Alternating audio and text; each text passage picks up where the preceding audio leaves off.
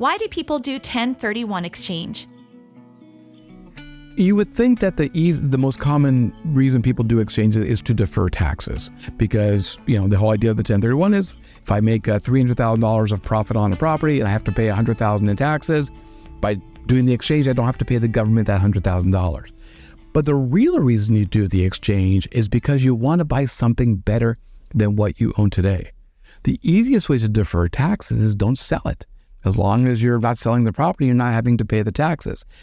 1031 is a tool that allows you to get from the real estate you own today to what you want to own tomorrow. Now, what do you want in the next property? Well, what you want is very subjective.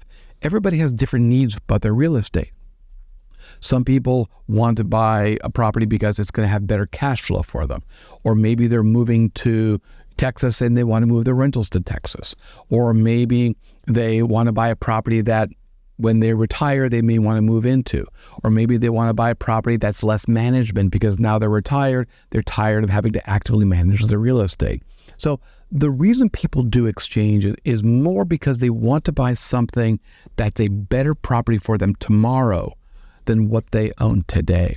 And 1031 has been part of the tax code for over 100 years. So 1031 is a very powerful tool because it allows you to get from the real estate you own today to the real estate you want to own tomorrow.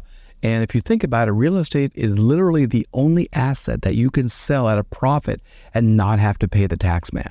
Because we have the ability, as long as you buy another piece of investment real estate, you don't have to pay tax on that gain. Any stock, any mutual fund, any art piece, anything else you sell at a profit, you got to pay taxes, except real estate. So that's why real estate is such a wonderful investment.